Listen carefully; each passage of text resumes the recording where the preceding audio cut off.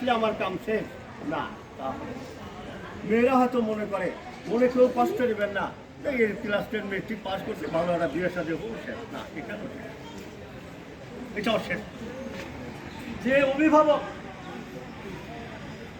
কয়জন, আমার মনে হয় 10 জন অভিভাবক তারা একটি তাদের কিছু অ্যাবিলিটি তারা স্বয়ংসম্পূর্ণ আছে 10 জন, আর 90 জনের ভিতরে 60 জন হলো একেবারে নিম্ন শ্রেণীর অভিভাবক, আর বাকি 20-30 জন যা আছে তারা মধ্যম, তাদেরও 3-5 ভালো চলেন।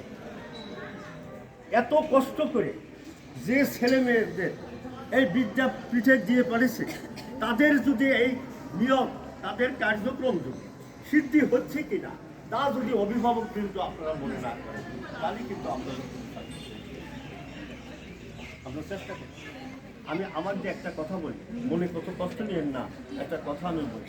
আমি যখন ক্লাস 7-এর ছাত্রছাত্রীরা একটু মনে করি, আমি যখন 7ম শ্রেণীর ছাত্র, আমি এই সুগার মিলে তখন ম্যানেজার ছিলেন ঢাকার, কি যেন নাম আমার ভালো মনে আসতেছে না, খুব সুন্দর লোক। উনি সেরা এলাকা থেকে স্কুল থেকে একটা আপনার রচনা চাইছিলেন, সেটা বাংলা পূর্ব পাকিস্তানের বন্যা, বুঝছেন? তাহলে বন্যা আর বর্ষার মধ্যে কিন্তু দারুণ পার্থক্য। একটু বলে রাখি, বন্যা হঠাৎ আসে, তার নিয়ম শৃঙ্খলা নেই, চৈত্র মাসও আসতে পারে, আবার বন্যার সময় আসতে পারে, বর্ষা কিন্তু নিয়মিত। পূর্ব পাকিস্তানের বন্যা, এটার উপর ভিত্তি করে একটা রচনা চাইছিলেন। সেটা হচ্ছে আমি লিখছি তা না, কতজন কাছ থেকে যে সাহায্য নিয়েছি, কত কিরা ভালো বাংলা জানে, কিরা ভালো ভালো জানে, তার কবিতার সুর কত, তার কবিতার ভিতরে মাধুর্যপূর্ণ, তার প্রত্যেকটি দাঁড়ে দাঁড়িয়ে ঘুরে আমি সেই রচনাটা সংগ্রহ করছি। কোন ক্লাসে পড়ি তখন? আমি 7ম শ্রেণীতে, ক্লাস 7। আমি রচনা লিখে এই জানগঞ্জ সুগার মিল থেকে প্রথম স্থান অধিকার করি। প্রথম স্থান। আমাকে 3 বছর এই সুগার মিল থেকে বৃত্তি প্রদান করা হয়েছে 80 টাকা, প্রতি বছর 80 টাকা। 80 টাকা কিন্তু বিরাট অঙ্ক। অভিভাবক আপনারা যারা আছেন, সেই সময়ের 80 টাকা 1965-66 সালের 80 টাকা কি কম টাকা নাকি? 6 টাকা মন, 7 টাকা মন ধান, তাহলে 80 টাকা কম।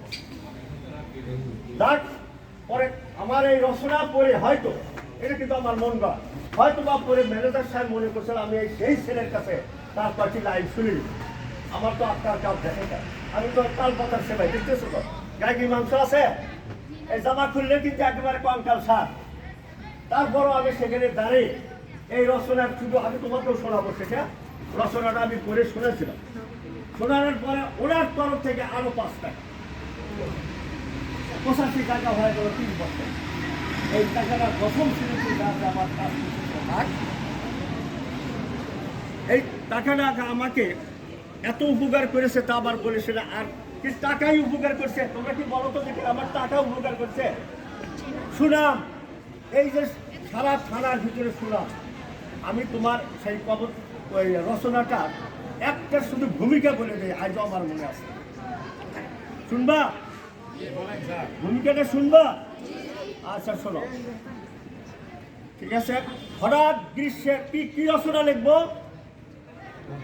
বন্যা, পূর্ব পাকিস্তানের বন্যা। তখন কিন্তু পাকিস্তান যেই বাংলাদেশ, সেটা না ছিল পূর্ব ইস্ট পাকিস্তান, ইংরেজিতে বলা হয় ইস্ট পাকিস্তান। আমি 7ম শ্রেণীর ছাত্র। আচ্ছা, আমি একটা খালি ভূমিকাটা বলি, ভাষা দেখলেই বুঝতে পারবে। হঠাৎ গ্রীষ্মের নীলাকাশ ঘন কৃষ্ণ রূপ ধারণ করে, সঙ্গে সঙ্গে আরম্ভ হয়ে যায় অবিরাম জল বর্ষণ। পথ ঘাট, রাস্তা, দিঘি নালা সব একাকার হয়ে যায়। কারণ পূর্ব বাংলার বর্ষা একা আসে না, সঙ্গে আসে তার নিত্য সহচর প্লাবন। সেই প্লাবনে গোটা দেশ একাকার হয়ে যায়। তাই তো পূর্ব বাংলার বর্ষা এত সুন্দর। এটা ছিল উপসংহারটা জগবন্ধু স্যারের কাছ থেকে লেখা, ওটা আমার ভালো খেয়াল করে। এই আমার ভূমিকা আর উপসংহারে ম্যানেজার সাহেব মুগ্ধ হয়ে রচনাটা ওনার ফাইলে রাখে দিলেন। আমি এইটুক দেখছি, আমার একটা বোকামি হয়ে গেল, আমি এই রচনাটার কোনো কপি রাখিনি, আমার কেউ বলাও none can hold me to save the essay. I could not understand. আমি তো বুঝতে পারছি, এখন বুঝতেছি আমার সেই ছন্দকারা কত জ্ঞানীগুণী লেখা ছিল, এটা হয়তো ম্যানেজার সাহেব মিয়া কোথাও ছিলেন, কোথায় প্রিন্ট আউট করে কতজনকে এই রচনা লিখে সাকসেসফুল হয়েছে তা বলা যাবে। কথা কি বুঝতে পেরেছ? এখন আমার কথা আমি বলে দিই, সময় এসেছে স্যার, বেশি সময় লাগতেছে? হ্যাঁ, আচ্ছা, ঘটনা হলো এই যে তোমরা কচি কাঁচা যারা আছো, সারা স্কুল কি ইউনিফর্ম আছে? হ্যাঁ আছে। ধন্যবাদ। আমরা ইউনিফর্ম কেন পরি? একটা ছেলে বলো তো দেখি, ইউনিফর্ম কেন পরি? সাহস করে একটা লোক বলো তো, একটা ছেলে বলো কেন আমাদের ইউনিফর্ম? সৌন্দর্যের জন্য। হ্যাঁ, সৌন্দর্যের জন্য বলছে স্যার। সৌন্দর্যের জন্য মেনে নিলাম। আর একজন বলো তো দেখি কিসের জন্য? আচ্ছা, সময় নষ্ট। সৌন্দর্যের জন্য, রাইট। একটা ছেলে দেখি সব ছেলে অনুমান করা যায় সৌন্দর্য। 2 নম্বর কথা হলো ধনী দরিদ্র, আমির ফকির, পুষ ম্যাচ, হাজং গারো, কোনো কিছু দ্বিধাবোধ থাকবে না ইউনিফর্ম থাকলে।